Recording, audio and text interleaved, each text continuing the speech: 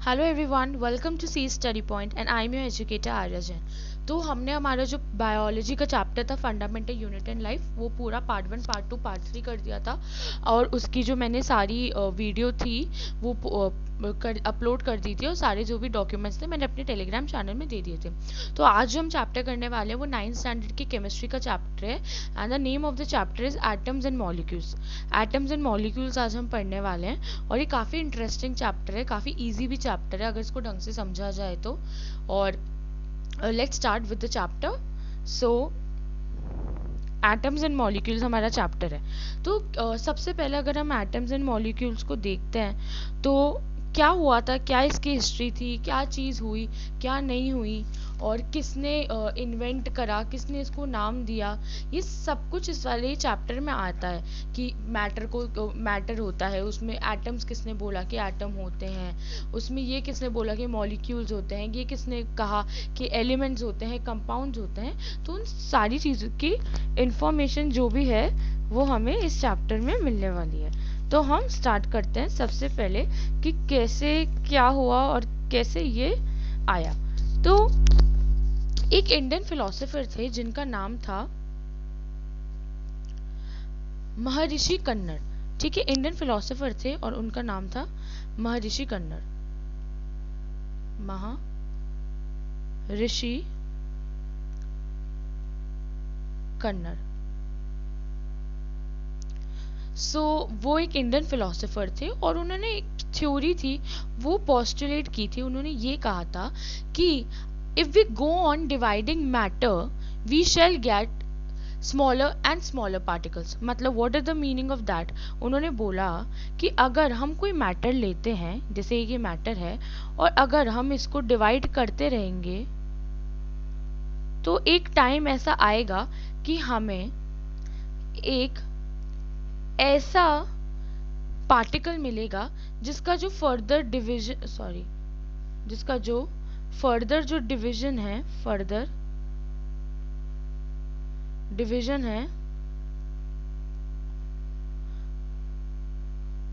Is not possible. ठीक है, तो उन्होंने बोला था कि हम एक मैटर लेंगे और हम उसको डिवाइड करते रहेंगे, और एक ऐसी स्टेज आएगी कि वो एक ऐसे पार्टिकल में फॉर्म कर लेगा जिसका फर्दर डिवीजन पॉसिबल नहीं है। अब उन्होंने उस मैटर का क्या नाम दिया, उन्होंने उस मैटर को नाम दिया पदार्थ। ठीक है, हिंदी में मैटर को पदार्थ ही कहते हैं।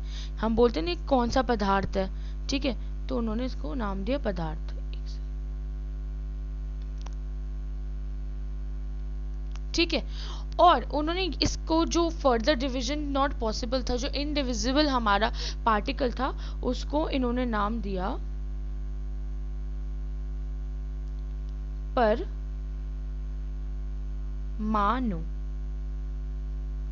ठीक है, तो उनका जो कहना था काफी सिंपल था। उन्होंने सिंपल ये कहा कि अगर हम कोई भी पदार्थ लेते हैं और उसको डिवाइड करते हैं तो एक ऐसा टाइम आएगा कि एक इंडिविजिबल पार्टिकल बनेगा जिसको हम परमाणु कहेंगे। ठीक है, ओके, ये कहा इन्होंने। अब एक और इंडियन फिलोसोफर थे जिनका नाम था पखुदा कटयायामा। ठीक है, उनका नाम क्या था, पखुदा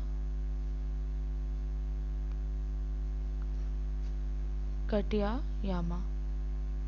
ठीक है, उन्होंने क्या किया, उन्होंने इलेबोरेट की एक डॉक्ट्रिन इलेबोरेट की उन्होंने, कि उन्होंने ये बोला कि जो पार्टिकल्स होता है ना वो नॉर्मली जो कंबाइंड फॉर्म में एग्जिस्ट करते हैं और which give us various forms of matter. तो उन्होंने बोला कि ये जो भी हमारे पार्टिकल्स होता है ना, ये मोस्टली एक झुंड में होता है। मतलब अकेले नहीं सरवाइव करते हैं, ये एग्जिस्ट नहीं करते हैं, दे एग्जिस्ट इन ग्रुप्स,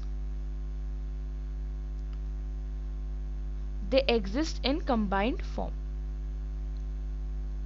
ठीक है, उन्होंने ये चीज बोली कि ये जो पार्टिकल्स होते हैं, कौन से पार्टिकल्स होते हैं जो इनडिविजिबल होते हैं, जिनको महर्षि कन्नड़ ने क्या बोला था, परमाणु का। तो उन्होंने कहा कि जो परमाणु होते हैं उसको वो कभी भी एक तरीके से इंडिविजुअल एग्जिस्ट नहीं करते, वो हमेशा एक कंबाइंड फॉर्म में एग्जिस्ट करते हैं। ठीक है, कंबाइंड फॉर्म, उन्होंने ये चीज बोली।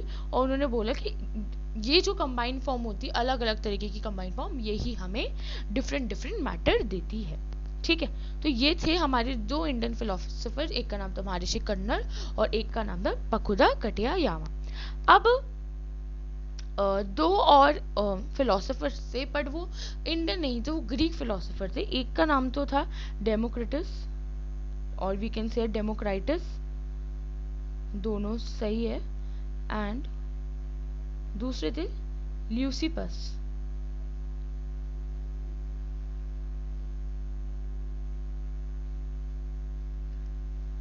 ठीक है, तो ये जो थे डेमोक्रेटस और ल्यूसिपस, इन्होंने भी वही चीज कही जो महर्षि कन्नड़ ने कही थी।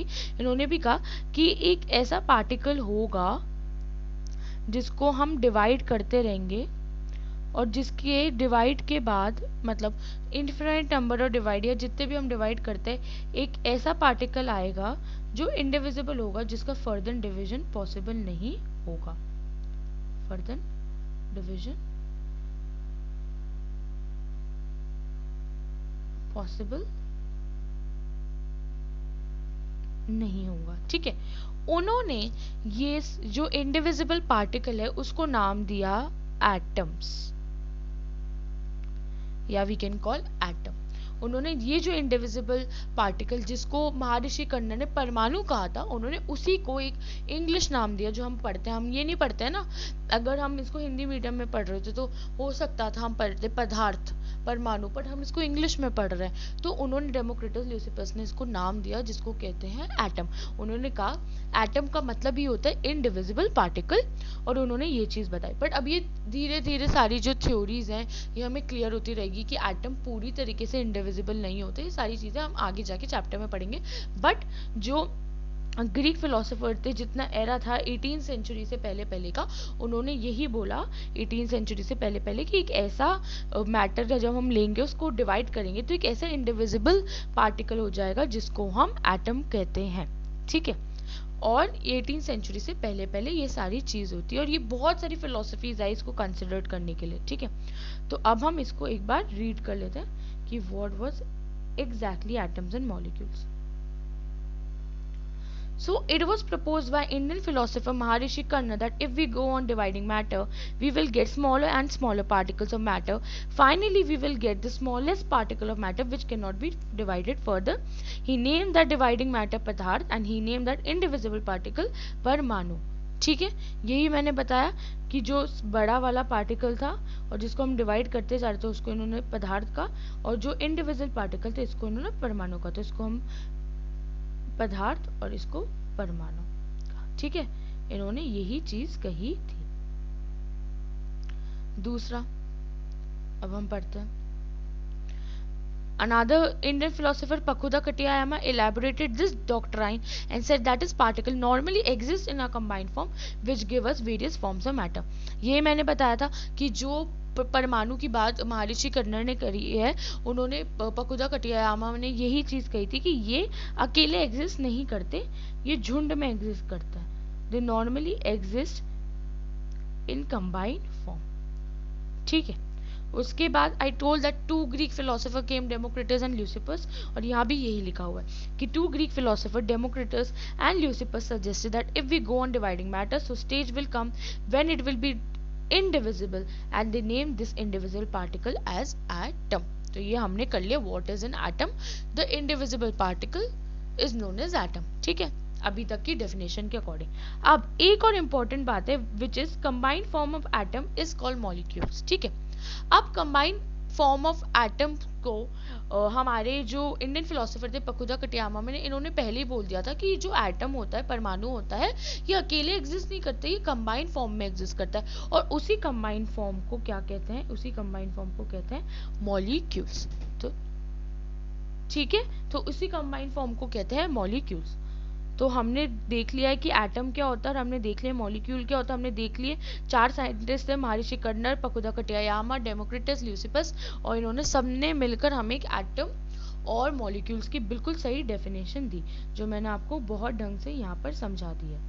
ठीक है, अब ये हमारी जो एटम्स एंड मॉलिक्यूल थी उसकी फर्स्ट जो भी पार्ट हम उस करने वाला उसकी पहली सीरीज थी। और जो दूसरा जो पार्ट होगा, हमारे जो लॉज आएंगे, जो law of conservation of mass और लॉ ऑफ डेफिनेट प्रोपोर्शन आएगा, वो मैं अपनी नेक्स्ट वीडियो में डालूंगी। थैंक यू सो मच, और subscribe to my channel and tune to the next video.